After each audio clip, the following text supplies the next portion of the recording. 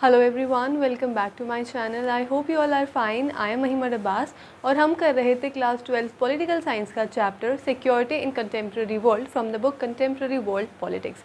आज की वीडियो में हम पढ़ेंगे about new threats of security. So let's get started. जो नॉन ट्रेडिशनल कंसेप्शंस हैं सिक्योरिटी के, यानी कि human security and global security, वो फोकस करते हैं on the changing nature of threats to security, यानी कि बदलते समय के साथ जो नेचर है थ्रेट्स का वो भी चेंज होता जा रहा है। वर्ल्ड में बहुत सारे अलग अलग सोर्सेज आ रहे हैं थ्रेट्स के, तो उनके बारे में हम अपनी इस वीडियो में पढ़ेंगे। सो फर्स्ट इज़ टेररिज्म, जो कि एक पॉलिटिकल वायलेंस है जो सिविलियंस को डेलिबरेटली एंड इनडिस्क्रिमिनेटली टारगेट करता है। यानी टेररिज्म का जो मेन टारगेट्स होते हैं वो सिविलियंस होते हैं, और वो जो टेररिस्ट होते हैं वो बिल्कुल ये नहीं देखते कि हम किसको मार रहे हैं, नहीं, उनको कोई मतलब नहीं है, मतलब बिल्कुल इनडिस्क्रिमिनेटली, यानी बिना भेदभाव किए जो उनके आगे आता है वो उनको ख़त्म कर देते हैं। जो ये टेररिस्ट ग्रुप्स हैं ये पॉलिटिकली कुछ कंडीशंस ऐसी हैं जिनको चेंज करना चाहते हैं, मतलब ऐसी कंडीशंस जो कि इनको नहीं पसंद और इनको वो चेंज करना चाहते हैं बाय फोर्स और बाय थ्रेट ऑफ फोर्स, यानी या तो धमकी देकर या फिर सीधा मारकर। और सिविलियंस को वो इसीलिए टारगेट करते हैं जिसकी वजह से जो सिविलियंस हैं, जो उनका अनहैप्पीनेस है, वो गवर्नमेंट के खिलाफ एक वेपन उनके लिए बन सके। जो नेशनल गवर्नमेंट्स हैं हर एक कंट्री के, उनके खिलाफ फिर सिटीजन्स खड़े हो जाएं कि आप क्या कर रहे हो, टेररिज्म को ख़त्म नहीं कर रहे। तो इन सब चीज़ों की वजह से सिविलियंस को वो टारगेट करते हैं। टेररिज्म के बहुत सारे केसेस हुए हैं, लाइक हाईजैकिंग ऑफ प्लेन्स या फिर प्लानिंग बॉम्ब्स इन ट्रेन्स, कैफ़ेज़, मार्केट्स। 11 सितंबर 2001 में जब अमेरिका के वर्ल्ड सेंटर पर अटैक किया गया बाय अल कायदा, उसके बाद से पब्लिक ने बहुत ज़्यादा अटेंशन देना शुरू कर दिया है टेररिज्म को। हालांकि टेररिज्म कोई नई बात नहीं है, पास्ट में बहुत सारे टेरर अटैक्स हुए हैं in middle east, Europe, Latin America and south Asia. तो टेररिज्म के खिलाफ हमें पूरे वर्ल्ड को खड़ा होना चाहिए, पूरे वर्ल्ड को एकजुट होकर टेररिज्म से फाइट करनी चाहिए। बिकॉज टेररिज्म जो है, जो टेररिस्ट ग्रुप्स हैं, उनको कोई मतलब नहीं है कौन सी कंट्री का एक सिविलियन है या कौन सी कंट्री है, कौन सी गवर्नमेंट से वो भिड़ रहे हैं, उनको कोई मतलब नहीं है। उनको सिर्फ और सिर्फ मार काट से मतलब है और अपनी एक पर्टिकुलर आइडियोलॉजी को वो बढ़ाना चाहते हैं, जो कि जिसको हमने न्यूज़ में सुना है कट्टरपंथियाँ जो होती हैं, मतलब जो उनकी कट्टर आइडियोलॉजी है वो उसको बहुत ज़्यादा प्रमोट करना चाहते हैं। और ये सब चीज़ें कोई मतलब एक पर्टिकुलर आइडियोलॉजी को ही बढ़ाने के लिए की जा रही हैं। टेररिज्म के बाद आता है ह्यूमन राइट्स। ह्यूमन राइट्स को भी क्लासिफाई किया जाता है 3 टाइप्स में। तो फर्स्ट जो राइट्स है वो होते हैं पॉलिटिकल राइट्स, जैसे freedom of speech and assembly, यानी कि आप स्पीच दे सकते हो अपनी कंट्री में या पॉलिटिकल फोरम पे किसी पे भी, या फिर आप असेंबल कर सकते हो लोगों को, कोई भी मूवमेंट्स कर सकते हो। मतलब ये पॉलिटिकल राइट्स एक सिटीजन को प्रोवाइड कराए जाते हैं। Second is economic and social rights and the third is the rights of colonized peoples और एथनिक एंड इंडिजीनियस माइनॉरिटीज़। तो जो ये क्लासिफिकेशन है ह्यूमन राइट्स की, यानी कि इन 3 लेवल्स पर इसको क्लासिफाई किया गया है, इस पे तो अग्रीमेंट है, मतलब पूरा ब्रॉड अग्रीमेंट है, हर कोई अग्री कर रहा है कि हाँ ह्यूमन राइट्स को इन 3 टाइप्स में क्लासिफाई करना चाहिए। बट कोई भी ये अग्री नहीं कर पा रहा है कि कौन से सेट्स ऑफ राइट्स को हमें यूनिवर्सली एक्सेप्ट कर लेना चाहिए, जो कि पूरे वर्ल्ड फोरम पर हमें काम आएंगे। और ना ही ये इस बात पर अग्री कर पा रहे हैं कि अगर हमने यूनिवर्सली एक्सेप्टेड ह्यूमन राइट्स बना दिए बट उसके बाद अगर वो वायलेट हो जाते हैं, तब किस तरीके का स्टेप इंटरनेशनल कम्युनिटी लेगी। 1990 से बहुत सारी डेवलपमेंट्स हम वर्ल्ड में देखी गई हैं, लाइक ईरान ने इन्वेड किया था कुवैत में, रवांडा में जीनोसाइड हुआ था, और इंडोनेशियन मिलिट्री ने ईस्ट टाइमर में बहुत सारे लोगों को मारा था। और इस पर सवाल भी उठाए गए थे कि क्या यूएन को ऐसे सिचुएशंस में इंटरवीन करना चाहिए या फिर नहीं। तो कुछ लोग आर्ग्यू करते हैं कि यूएन चार्टर का काम ही यही है, हमारी सोसाइटी को एम्पावर करना और ह्यूमन राइट्स को प्रोटेक्ट करना। लेकिन कुछ आर्ग्यू करते हैं कि जो नेशनल इंटरेस्ट होंगे कुछ पावरफुल स्टेट्स के, वो डिटरमाइन करेंगे कि यूएन कौन सी चीज़ में इंटरवीन करेगी और कौन से इशू में नहीं करेगी।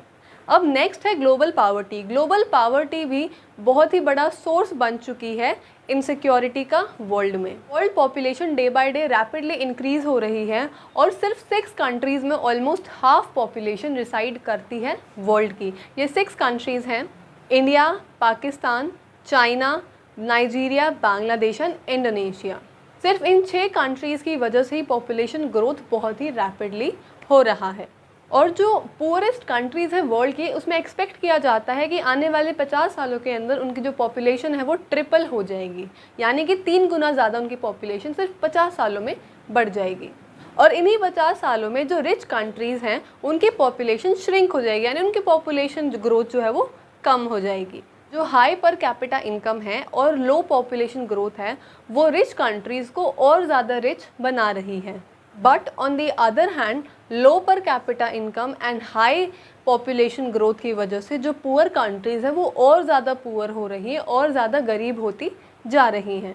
और इन्हीं डिस्पैरिटीज़ की वजह से नॉर्थ और साउथ में, यानी कि जो नॉर्दर्न कंट्रीज़ है और साउदर्न कंट्रीज़ जो है उनमें बहुत ही बड़ा गैप आ चुका है। अब नॉर्दर्न और साउदर्न कंट्रीज़ कौन सी हैं? जो कंट्रीज़ ज़्यादा रिच हैं वो मेनली नॉर्थ में ही रिसाइड करती हैं हमारे ग्लोब में, तो इसलिए हम उनको एज नॉर्थ कंसिडर करते हैं। और कुछ कंट्रीज़ ऐसी हैं जो बहुत ज़्यादा गरीब है और वो रिसाइड करती हैं इन southern part of the world, इसीलिए हम उन कंट्रीज़ को साउथ कंसिडर करते हैं। तो अब अगर आगे वीडियो में मैं नॉर्थ और साउथ को अगर कहीं भी अगर बात करूं तो आपको समझ जाना है कि नॉर्थ का मतलब है जो रिच कंट्रीज़ है वो, और साउथ का मतलब होता है जो पुअर कंट्रीज़ है वो। अब जो साउथ है उसमें जो डिस्पैरिटीज़ हैं उनकी वजह से जो कंट्रीज़ है बहुत ज़्यादा पुअर हो रही हैं। बट सिर्फ कुछ ही कंट्रीज़ ऐसी हैं जिन्होंने मैनेज किया है कि पॉपुलेशन ग्रोथ ज़्यादा है और पर कैपिटा इनकम उनकी कम है, बट उन्होंने मैनेज किया है कैसे ना कैसे करके पॉपुलेशन ग्रोथ को थोड़ा कम किया है और इनकम्स को थोड़ा बढ़ाने की कोशिश करी है। बट ये काम भी सिर्फ और सिर्फ थोड़ी सी कंट्रीज़ ने, मतलब 1-2 कंट्रीज़ ही कर पाई हैं। और ये इनका गरीब होने का रीज़न यही है, पॉपुलेशन ग्रोथ। कन्फ्लिक्ट्स जो है वो बहुत ज़्यादा इंक्रीज़ हो रहे हैं साउथ में। फॉर एग्जांपल वर्ल्ड के मोस्टली जो आर्म कन्फ्लिक्ट्स होते हैं अब वो होते हैं सब सहारन अफ्रीका में, जो कि बहुत ही पुअरेस्ट रीजन है हमारे वर्ल्ड का। और 21st सेंचुरी में वर्ल्ड में सबसे ज़्यादा किलिंग्स जो हुई हैं ड्यूरिंग अ वॉर वो इसी रीजन में हुई हैं। साउथ में पावर्टी होने के कारण इसमें एक नई डेवलपमेंट देखी गई है जो कि है माइग्रेशन। मतलब एक जगह से दूसरी जगह लोग बहुत ज़्यादा माइग्रेट कर रहे हैं because of poverty. To have a better life और बेटर इकोनॉमिक अपॉर्चुनिटीज़ के लिए वो नॉर्थ में माइग्रेट कर रहे हैं, जिसकी वजह से इंटरनेशनल पॉलिटिकल फ्रिक्शंस बहुत ज़्यादा इंक्रीज़ हुई हैं, जिसकी वजह से जो इंटरनेशनल कम्युनिटीज़ हैं उन्होंने माइग्रेशन और रिफ्यूजीज़ के बीच में एक प्रॉपर डेफिनेशन दी है कि क्या फ़र्क है माइग्रेशन में और रिफ्यूजीज़ में।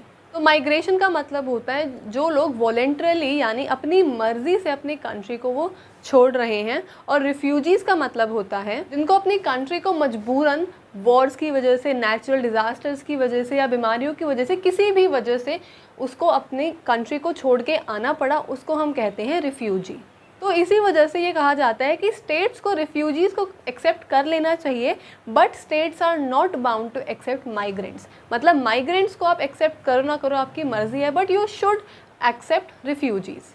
बट कुछ रिफ्यूजीज़ ऐसे होते हैं जिन्होंने अपना घर छोड़ा है, अपना place of origin, place of birth छोड़ा है, बट उन्होंने अपनी कंट्री नहीं छोड़ी, यानी एक स्टेट से दूसरी स्टेट में वो रिसाइड कर रहे हैं, जो कि मतलब अपनी कंट्री के टेरिटरी के अंदर ही उन्होंने अपने घर को छोड़ दिया, अपने प्लेस ऑफ ओरिजिन को छोड़ के दूसरी जगह जाकर रहने लगे। इसका सबसे अच्छा एग्जाम्पल है कश्मीरी पंडित्स, जिनको एक वायलेंस की वजह से कश्मीर को छोड़कर आके हमारी कंट्री के अलग अलग पार्ट्स में रहना पड़ा एज अ रिफ्यूजी। और ऐसी कम्युनिटी को हम कहते हैं इंटरनली डिस्प्लेस्ड कम्युनिटी, यानी क्योंकि वो कम्युनिटी थी, वो कोई इंडिविजुअल या कोई एक पूरा स्टेट उठ के नहीं आया था, सिर्फ और सिर्फ कश्मीरी पंडित्स को वहाँ से निकाला गया था, इसीलिए उसको हम इंटरनली डिस्प्लेस्ड कम्युनिटी कहते हैं। जो रिफ्यूजी मैप टैलीज है वो शो करता है कि बहुत सारे लोगों ने साउथ से नॉर्थ में मतलब एज अ रिफ्यूजी वो वहाँ पर जाकर रहने लगे हैं, क्योंकि उनकी कंट्रीज़ में बहुत ज़्यादा आर्म कन्फ्लिक्ट चल रहा है। साउथ है उसमें 1990 से लेकर 1995 तक, यानी सिर्फ 5 सालों के अंदर अंदर 70 स्टेट्स जो थी वो 93 वॉर्स में इन्वॉल्व्ड रही हैं। यानी कि आप देख सकते हो कि ऐसे जगह पे रहना कितना मुश्किल होता होगा कि 5 साल के अंदर 70 देशों ने आपस में 93 वॉर्स की हैं। तो ऑब्वियसली लोग साउथ से नॉर्थ मतलब एज अ रिफ्यूजी जाएंगे ही जाएंगे, क्योंकि उनको पता है कि वहाँ पर हमें अच्छी life as compare to south तो अच्छी लाइफ वहाँ पे हमें ज़रूर मिल जाएगी। इन लोगों को सिर्फ कोई इकोनॉमिक और पॉलिटिकल खतरे से ही डर नहीं लगता, बल्कि इनको अपनी जान का भी खतरा है, क्योंकि जो ये 93 वॉर्स हुई थी इनमें अराउंड 55 लाख लोग जो थे वो मारे जा चुके थे।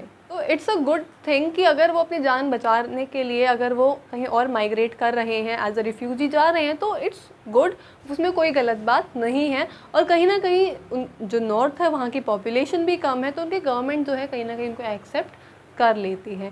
तो 1990 से अगर हम माइग्रेशन का टैलीज देखें तो हर 60 में से हर 3 आदमी जो हैं वो एज अ रिफ्यूजी माइग्रेट कर चुके हैं because of internal armed conflicts, यानी आर्म कन्फ्लिक्ट्स की वजह से, अपनी कंट्री में इंटरनली कन्फ्लिक्ट्स की वजह से उन्होंने माइग्रेट किया है। और भी बहुत सारी डिजीज़ हैं like Ebola virus, hanta virus, hepatitis C, ये भी नए नए वायरस एमर्ज हुए हैं जिन्होंने पूरे वर्ल्ड को बहुत ही हद तक अफेक्ट किया है। और भी कुछ पुरानी बीमारियां भी हैं like TB, cholera, malaria and dengue fever, इन्होंने भी बहुत ज़्यादा वर्ल्ड को अफेक्ट किया है। ये एपिडेमिक्स थे, एनिमल्स में भी हुए, यानी एनिमल्स में ही बहुत सारी बीमारियां हुई जिसकी वजह से पूरे वर्ल्ड को, पूरी दुनिया को बहुत ज़्यादा नुकसान उठाना पड़ा था।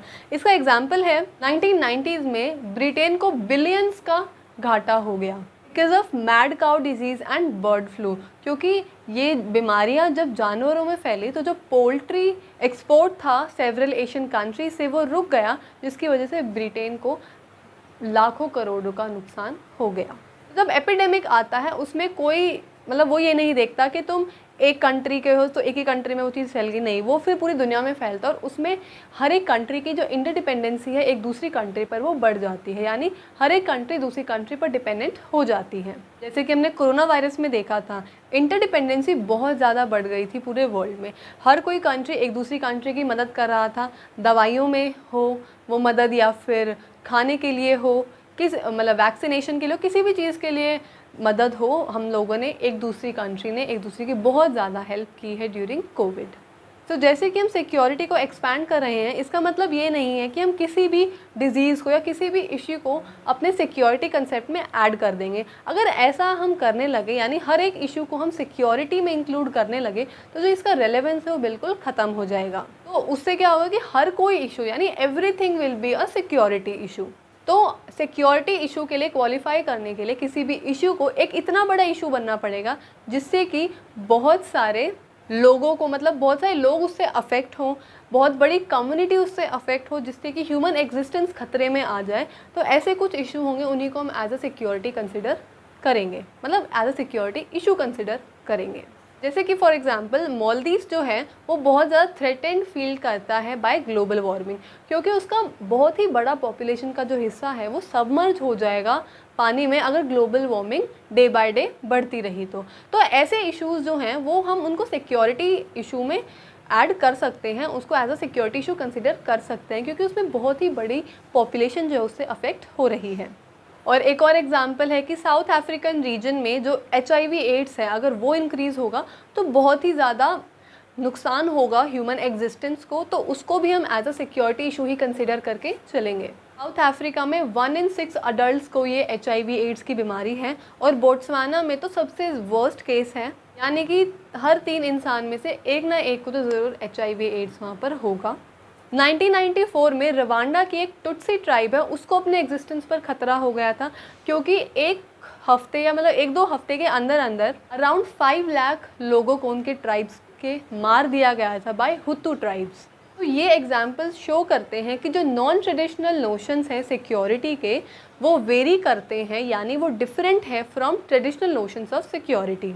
मतलब वो वेरी करते हैं फ्रॉम लोकल कंटेक्स्ट, वो हर एक कंटेक्स्ट को, हर एक इश्यू को लोकली देखते हैं। अब रवांडा केस है तो हम सोचते ना कि एक कंट्री है उसमें एक ट्राइब को ही तो मारा गया है, बट हम उसके कंटेक्स्ट में देख रहे हैं कि 5 लाख लोगों को मार दिया, ह्यूमन राइट्स का वायलेंस हो रहा है, ह्यूमन एग्जिस्टेंस पर ही खतरा, मतलब उनकी पूरी ट्राइब पर ही खतरा था कि वो ट्राइब ही ख़त्म हो जाएगी अगर उस वायलेंस को नहीं रोका गया तो कुछ ऐसे इश्यूज़ होते हैं जिस पर इंटरनेशनल कम्युनिटी को इंटरवीन करना बहुत ही ज़्यादा इंपॉर्टेंट होता है to save the rest of the world. तो दैट्स इट, आज की वीडियो में इतना ही। नेक्स्ट वीडियो में हम पढ़ेंगे अबाउट 2 टॉपिक्स।